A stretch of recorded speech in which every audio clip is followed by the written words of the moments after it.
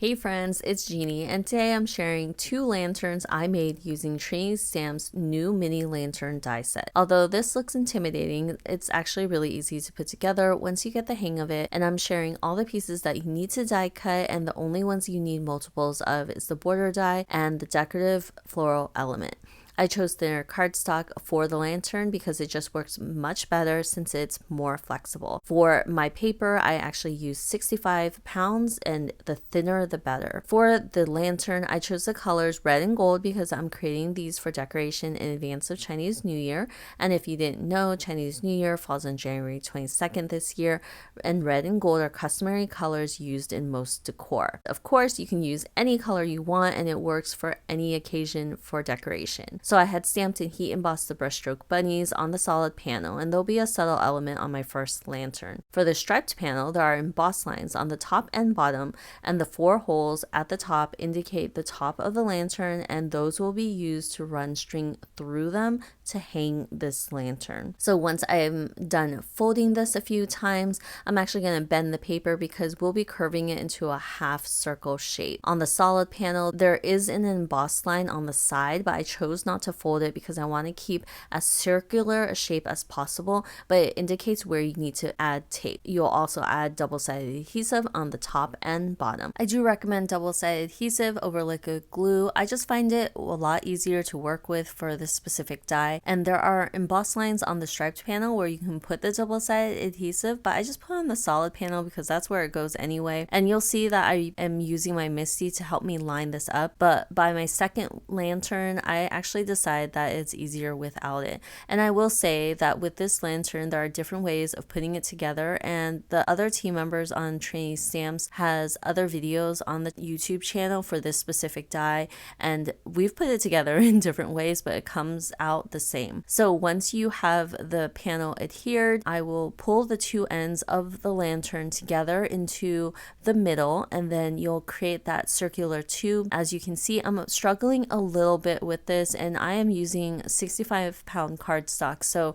the thinner the cardstock, the easier it will be to bend it and make it the shape that you need it to be. So this is the main part of the lantern. It's looking pretty cool. Now for the decorative elements of the lantern, the smaller striped panel is actually a tassel, and it's attached at the bottom when you die cut it. And originally I had thought that I liked it without cutting the bottom, but later you'll see I'll actually trim it down and it flares out, and it's kind of this cool element to the lantern. As you can see, I'm using a pencil just to roll it up. I had a little bit of double-sided adhesive at the end, and it's stuck together, and it's actually really fun to play with. For the smallest die in the die set, it's actually used to create this little strip, and that strip can be used for a little handle that you can loop through your string and pull your string up. There are so many different ways to use it. So what I did was I folded it on the tassel just to see where I needed the folds to be to create that little handle, and I personally chose to poke a hole through the handle and string my string through it,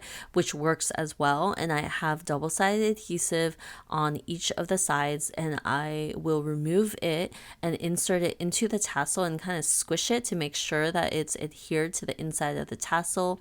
And then I kind of pull on the string just to make sure that it is hanging properly and it is secure, and it is. And this is paper products, so it's most likely pretty light. You won't have to worry about the weight of the paper and this whole thing falling apart because the string will be strong enough, unless you're using really thin string. Stringing this lantern, I think that it's the trickiest part. Since I had looped the string through the little handle, I pulled the needle up through the middle and went from the inside out through one of the holes and then over to the opposite hole, and then I took the 2 ends and I tied them in the middle in a double knot, and that way the tassel will be hanging from the middle of the lantern. I didn't want it off to a side or being kind of lopsided, so that's why I'm kind of playing with that knot in the middle just to make sure that it's right in the center. There are 4 holes at the top of that panel, but I only used 2 of them, so I'm pretty sure there's another way to string it as well, but this is how I did it. And then once I was happy with where it was hanging in the middle, I just created a loop, kind of like tying a shoe and then double knotting that one-sided loop. To finish off this lantern, I'm using the decorative floral elements that I had cut out. I had cut out 4 of them, and that's because I wanted to glue them back to back so you don't see the back side of the die cut. Liquid adhesive is my preferred medium here for these little die cuts because it allows you enough time to move it around to make sure it all matches up and lines up together. So my first decorative element went right above the tassel, and my second decorative element will go right at the top where the knots are. This way it looks more finished and you're not seeing the exposed knots. Also, if you add liquid adhesive, that ensures that this lantern won't fall apart because you've glued down those knots as well. My last element to this lantern is just to add the stripes of gold that I had cut out. I cut out 2 of these, and they're intentionally meant to cover up the holes at the very top. You could theoretically use it in the same color as your lantern, but I used it as an accent color, so I wanted the gold on the top and the bottom, and you'll just run it around the bottom and the top so it closes the loop. For the tassel, I went ahead and trimmed off the attached area, and it flares out, and I like it. I think it looks better than having it all attached, but I think some people on the team just kept it as is. For my second lantern, I would go through the same steps, except I am using a red envelope instead of cardstock. So this is a red envelope that my dad gave me for Christmas, and it had this really pretty decorative element to it in the front, and I thought it was perfect for a Chinese New Year decoration.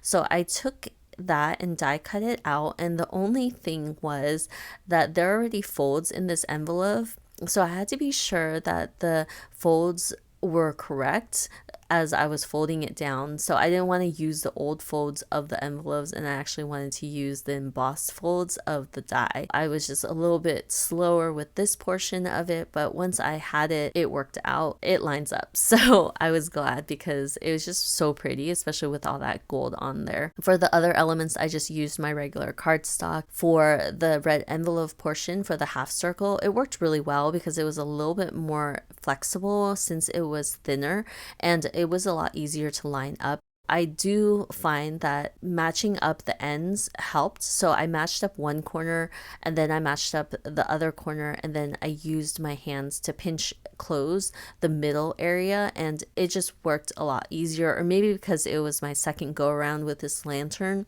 that everything just went together so much easier. And I did have to manipulate the stripes a little bit because it was a lot thinner material. I am doing the same thing where I am adding double-sided adhesive to the ends of that smaller die. I added adhesive at the end of the tassel using a pencil to roll it up. I'll insert that little stripe through, and here I actually already trimmed off the attached portion so it really flares out, and I realized that I was able to stick my fingers through the tassel to make sure that everything adheres properly, and I didn't have to pinch it. The pinching method worked. This method works, so I think that whatever works for you will work for this lantern. I think that there's just so many possibilities of how to use this, how to create it, that I think the possibilities are endless. And then also with the decorative elements, there's so many different possibilities. You could create this for Easter, you can create it for Valentine's Day, you can add hearts to this. There's just so many different possibilities because you don't have to use just the decorative elements in this kit. You can use any dies that you have in your stash. I'm running through this in real time this time. I pulled the needle from the middle where I have the attached tassel. I'm running it through the holes, and I will say that this time my string was a lot longer.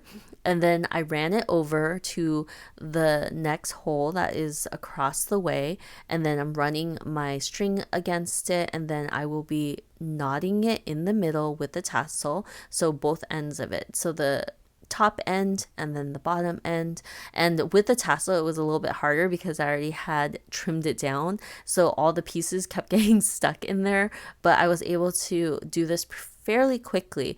And then once I had double knotted it, I created that loop again kind of like tying your shoe, but only tying one loop of it and then double knotting that just to make sure that everything was secure. And you kind of want to play with the length of your string, just because one of my lanterns had a longer tassel and then one of them had a shorter one. So it's just up to your preference.